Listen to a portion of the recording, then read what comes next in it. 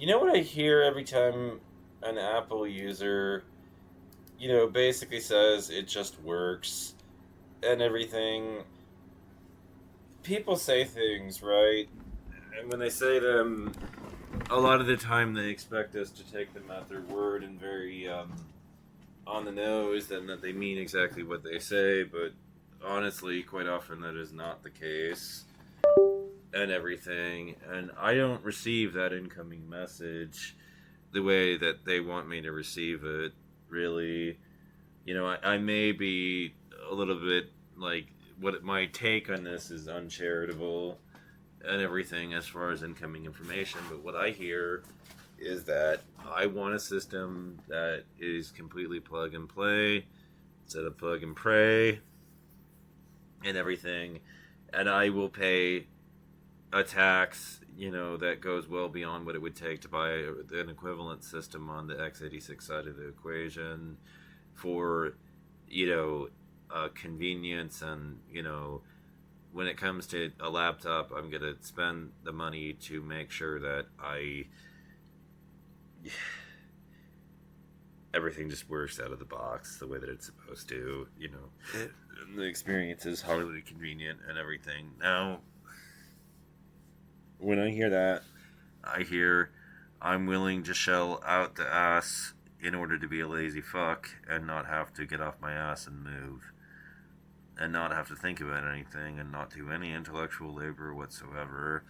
And I think it's very ironic because it harkens back to Apple's slogan, think differently and everything. But when I hear it just works, what I hear is I don't want to think at all.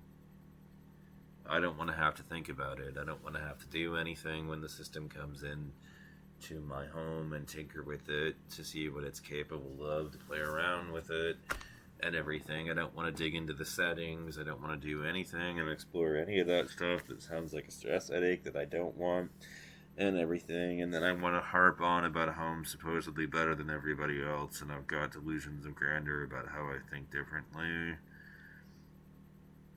I've got 1,001 complaints about Apple at this point, and you know, I think you've probably heard them all before if you've paid any attention to me over the years about what I had to say about this and what drove me over to the Android side of the equation. Obviously, I don't like the fact that my bubbles are green and everything, but at the same time,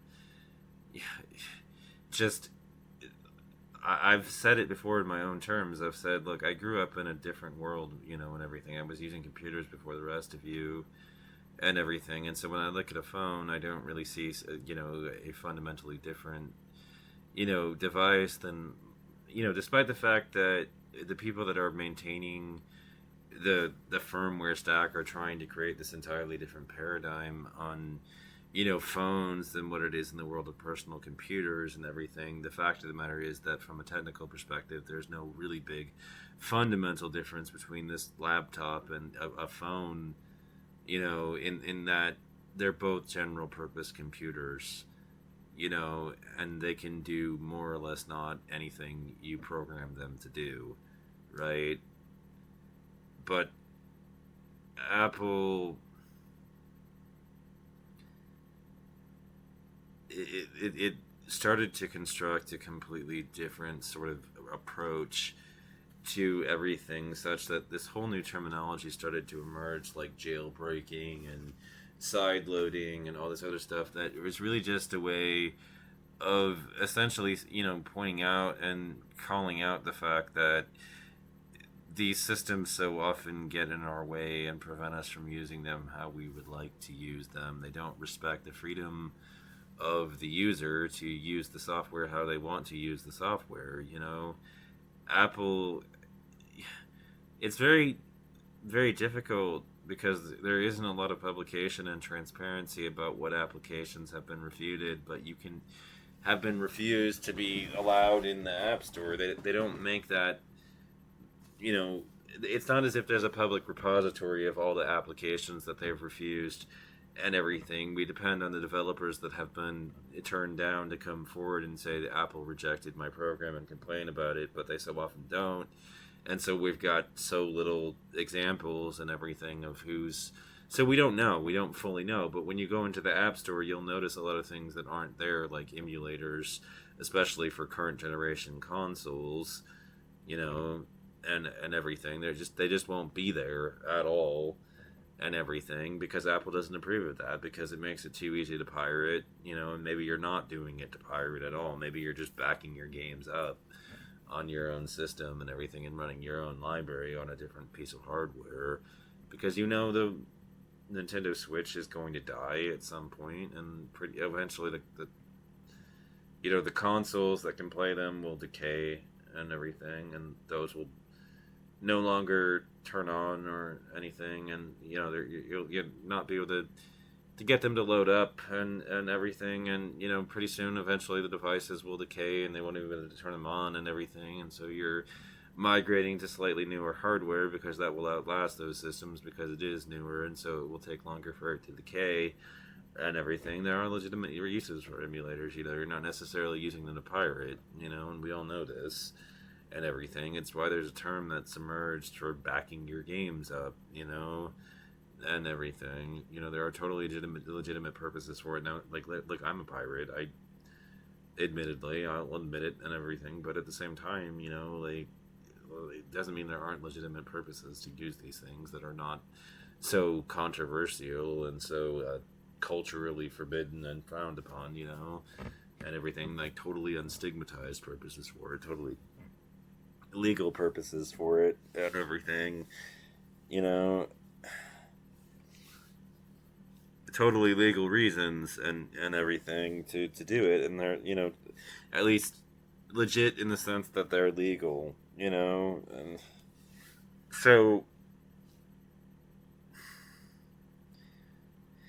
I mean, yeah, I mean that's what I hear when I hear it, and I'm left to think, what happened to think differently if these people are spending out their ass just to have a convenient system and not really have to think about it and not be challenged by the technology. Now, I really learned a lot about computers, you know, by encountering having to do all that troubleshooting to get things to work, over the years. It's just an absolute plethora of knowledge basically fell my way, because I was constantly having to resolve technical glitches and those sorts of things. And as a consequence, I really did learn quite a bit about how computers work in the process of doing it, just by, looking shit up to, have to find solutions, because quite often it was documented and somebody else had encountered the problem and had found a solution to exactly the problem that you'd encountered and everything, and we're able to get through it. And now we've got,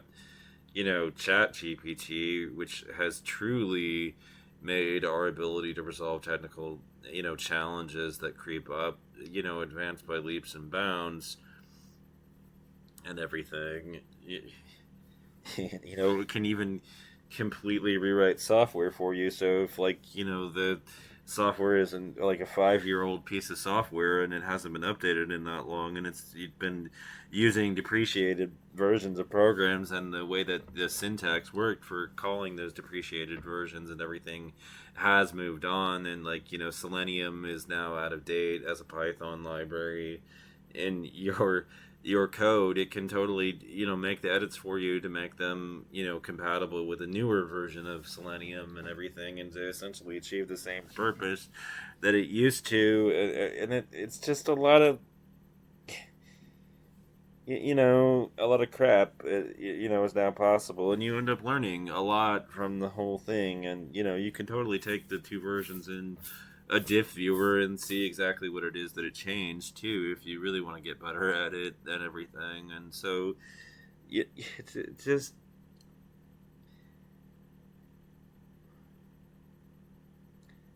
the world's so fundamentally different today, in terms of all that stuff. But I ended up learning a lot, because I had to resolve technical glitches for so long to get the outputs I wanted from my systems and everything. And so just a huge amount of knowledge ended up falling my way. But when I hear that every time these days, when I hear it just works, I end up thinking to that's what I end up receiving in my head. What you say, your input ends up in output. It's received as output that basically says, I don't want to have to think about it. And when you say that, I'm like, well, then how are you really thinking differently if you're not even thinking at all? You know, and everything.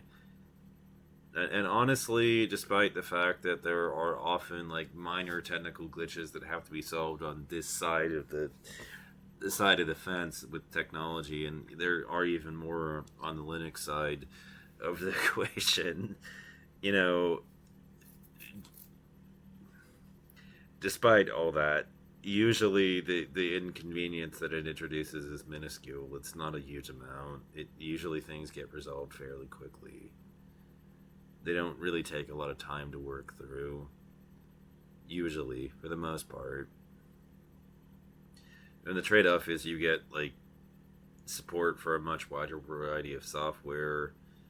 You know, you can run a much more amount of programs than you can on these restricted systems. But no, I mean, like from a technical standpoint, there is absolutely no reason at all that a phone should function all that much differently than the desktop or laptop that this is being recorded on. The only thing that allows for it to operate any differently is that these goddamn cell phone companies and the people that are manufacturing the device are trying so very hard to lock them down and to make sure the platforms are not as free as they are here in Windows Landia, you know?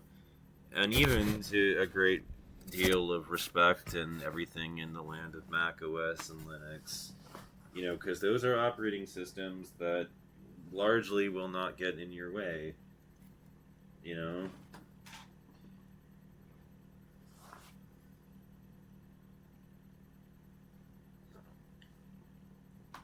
But these smartphones, you know, they want you to think that there's some sort of fundamental difference between them and a PC. Really, the only difference is that this is a miniature version of that is not quite as powerful. That's the real difference. The software paradigm, the only reason it works any differently than it works on, you know, a PC is because the companies engineered them that way, and they could engineer them differently any day they wanted to, you know, but they wanted a lockdown, closed down, proprietary, closed system that would get in your way all the time and prevent you from doing what you wanted to do, and to be your benevolent overlord that protected you from yourself and everything. And no, thank you. I'm not paying for that shit. Get out of my fucking way. You know? And so this is what irritated me the most profoundly about Steve Jobs. You know, he thought he understood me better than I understand myself. He didn't. There's a word that we use in psychiatry for that, and those words are delusions of grandeur, psychosis. This was an arrogant, conceited man who thought he knew his customers better than the customers knew themselves, when in fact he didn't. Not here, not in this corner, anyways. See, I was chained to Apple for a long time, and my take on tech is no different than my take on country. Give me freedom or give me death. I care about liberty on technology. I want my technology to do what it is that I tell it to do. I want it to stay out of my way. That's what I want. I don't want a system that it takes painful efforts to protect me from myself, you know, and everything, and to prevent me from running potentially malicious code. I don't want any of that. I don't want any of that shit. I mean, if that happens, I fully accept the responsibility for what happened and fixing it myself, and I know how to fix it, so I don't need that kind of protection, you know. And it just it pisses me off to no avail and everything. And so, you know, I could hold a cell phone up to the video capture device and everything. You know, you know, kind viewer, you think that there's some sort of fundamental difference between one of these bricks, you know, and a personal computer, but the only reason there's any difference is those are engineered choices that have been made by the people who designed the device. The engineers made that decision for the rest of us, but at the end of the day, this is just a scaled down version of a personal computer that is just as much a general purpose computer as this desktop or this laptop that I'm running things on my Windows machine on. There is no fundamental difference at the hardware level, really, in terms of what kind of, like, what the limitations are about what it could potentially do in terms of software, and everything. There's the only reason why there's any qualitative difference is that the developers have constructed a system, for instance, that makes you get all of your programs from an app store that they curate and are able to control what programs get published to and everything. They make those decisions on behalf of their customers and everything, and you don't, and everything. And so, I agree with Richard Stallman, in at least as far as his definitions of liberty. It's not enough fundamentally for that piece of software to just get out of the user's way. The source code must be available openly among the users so that those that have the skills are able to make modifications to it, to fork it, to make it run the way that they want it to, and everything. So the source code has to be, fundamentally open and everything. It has to be publicly viewable. Everybody has to be able to have eyeballs on it, and so that they can change it in whatever way they want to fork it, and so that's a necessary part of freedom, and it's a necessary part of software freedom. It really is. And yet we've got a lot of unfree software running around and everything these days, and it's a nightmare.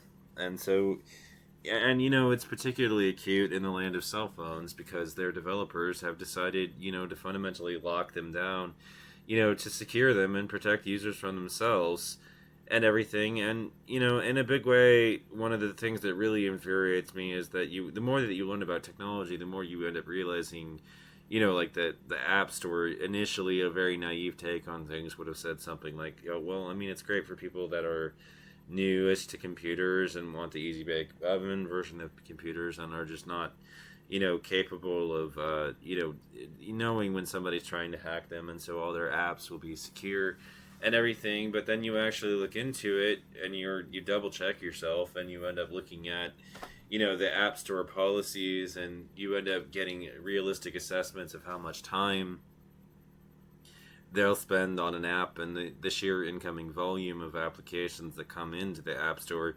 And then you'll end up realizing that it's all security theater. It's an act. It's kabuki theater, basically. They're pretending that what they're doing is securing the users and everything, but they don't really audit the full source code and go over it with a fine-tooth comb because they don't have the time for that. There's too much shit coming in constantly, and so it may get a couple of minutes of review before they have to move on to the next program. And so malicious shit slips through the net all the time on Apple's side of the equation. It happens at alarming degrees of frequency. The App Store firewall is defeated all the fucking time, very frequently, and everything. And so you're still stuck being zealous on their side of the equation. You can't really just freely, willy-nilly install whatever program you want, otherwise you're going to get hacked.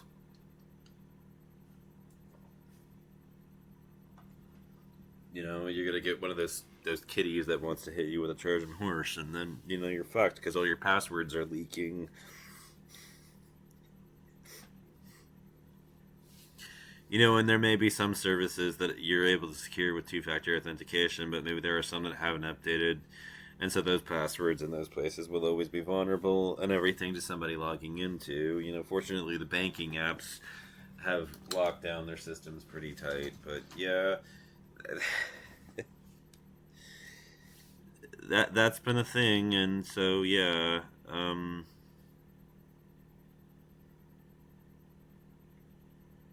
I think I've pretty much said my bit about all this and everything and said it. But yeah, when you say when you come out, about Apple's devices and what you love about them, and you say to me that it just works, all I hear is I'm intellectually bankrupt and lazy, and I don't want to have to think about it. I don't want to have to think at all. I just want things to work right out the box, and everything. So my final statement about this in closing is that Apple's users and their rabid fan base are not as described. They don't think differently. They don't think at all.